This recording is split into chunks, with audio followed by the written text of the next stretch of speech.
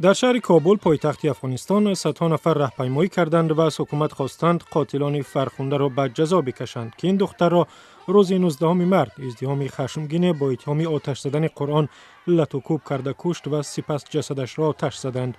با گفته مقامات پلیس افغانستان فرخنده قرآن را هم آتش نزده است و حالا چندین نفر با اتهام قتل او دستگیر شدند. اشرف غنی احمدزی رئیس جمهوری افغانستان این جنایت را محکوم کرد و امر داد که حادثه را تحقیق کنند. مردم ولایت مختار گاگاوزیا در جمهوری مولداوا رئیس نوی ولایت را انتخاب کردند که او طرفدار مناسبات نزدیک با روسیه است. ایرینا ولخ وکیل مردمی در انتخابات روز 22 مارس 51% رای مردم را به دست آورده است. در ولایت گاگاوزیا مولداوا عمدتاً ترک‌های نصرانی زندگی می‌کنند. سال 2014 مردم اینجا با برگزاری رایپرسی به طرفداری همکاری نزدیک با روسیه رای دادند و به همگرایی مولداوا با اتحادیه اروپا مخالفت کردند. در قرقیزستان قرب سام پول ملی این کشور در برابر دلار پایین‌تر رفت. روز 23 مارس $1 63 سام را تشکیل میداد، هرچند در ماه اوگوست در صرافی‌ها $1 را در عوض 52 سام می‌فروختند.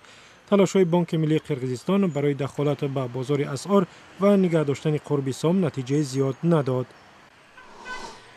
در شرق اوکراین کارمندان یک سازمان غیرحکومتی جسد قربانیان جنگ‌های اخیر در نزدیکی شهر دبالتسو را برای شناسایی بیرون کردند.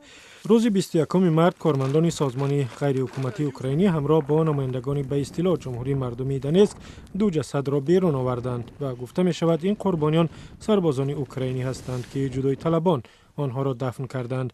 جسدها را به نمایندگان حکومت اوکراین سپردند تا آنها را به سردخانه به شهر دنیپروپترووسک برند.